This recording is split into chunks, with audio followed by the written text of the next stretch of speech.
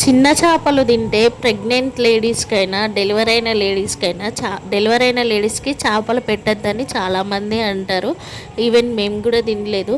So ఈ చిన్న చేపలు పెడితే పాలు బాగా పడతాయి అనేసి అంటారు. హాయ్ అండి అందరికీ. చాలా రోజులు అవుతుంది లాంగ్ వీడియో పోస్ట్ చేయలేక. దగ్గర దగ్గర 1 ఇయర్ పైన అవుతుంది. సో చేపల కర్రీ ఎలా చేసుకోవాలో మీకైతే చూపిస్తాను, చూడండి. ఫస్ట్ అయితే మనం తెచ్చుకున్న చేపలను అయితే మంచిగా నీట్గా క్లీన్ చేసుకోవాలి. తర్వాత మనము గ్రేవీ థిక్నెస్ కోసము మంచిగా ఉల్లిగడ్డలను అయితే కాల్చుకోవాలి. ఒక 2 ఉల్లిగడ్డలు అయితే తీసుకున్నా నేను. చేపలకి చాలా గ్రేవీ మంచి థిక్నెస్ ఉంటుంది. చాలామందికి పల్చగా వస్తుంది కదా, మంచిగా ఉల్లిగడ్డ కాల్చేస్తే మంచిగా గ్రేవీ థిక్గా వస్తుంది. సో ఉప్పు, కారం, పసుపు, మసాలా అన్నీ వేసి అయితే మ్యాగ్నేట్ చేసి కొద్దిసేపు అయితే పక్కకు పెట్టుకుంటున్నా. సో ఇందులోనే కొన్ని చేపలు తీసి అయితే ఫ్రై అయితే చేస్తున్నా.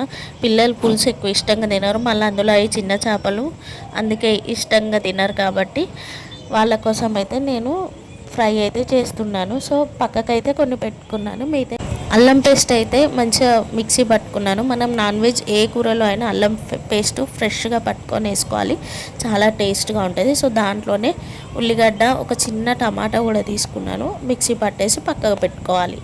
కర్రీ అయితే ప్రిపేర్ చేస్తున్నాను, చూడండి.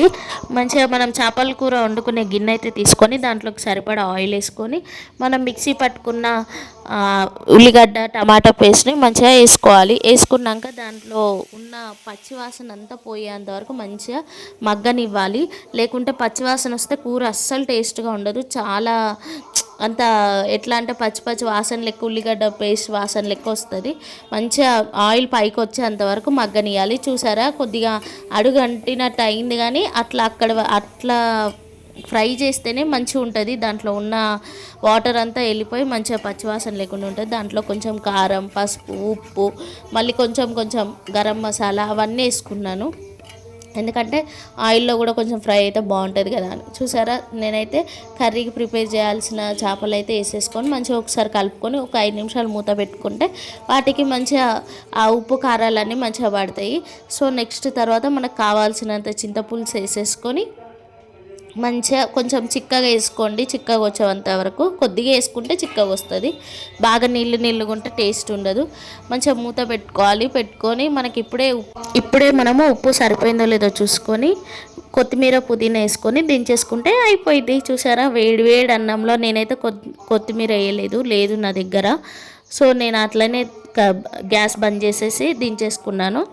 చూసారా, వేడి వేడి అన్నంలో మంచిగా ఒక 5 నిమిషాలు అట్లా వదిలేస్తే చేపల కూర కొద్దిగా చల్లన్నంగా తింటే టేస్ట్ బాగుంటుంది. సో మంచిగా అన్నంలో వేసుకొని తింటుంటే నిజంగా చిన్న చేపలు మనము వాటిని క్లీన్ చేసుడు రిస్క్, కానీ టేస్ట్ మాత్రం అదిరిపోయింది. పెద్ద చేపల కన్నా చిన్న చేపల టేస్ట్ చాలా బాగుంటుంది. ఒక్కసారి ట్రై చేయండి. మంచిగా బాలింతలకి పాలు కూడా మంచిగా పడతాయి పిల్ల తల్లులకి. ఇంకా మంచి హెల్త్ కూడా చాలా ఉంటాయి చిన్న చేపలలో. ప్రెగ్నెన్సీ లేడీస్ కూడా తినచ్చు, ఎవరైనా తినచ్చు, చాలా బాగుంటుంది. ఓకేనా మరి, బాయ్, ఉంటున్నా మళ్ళా.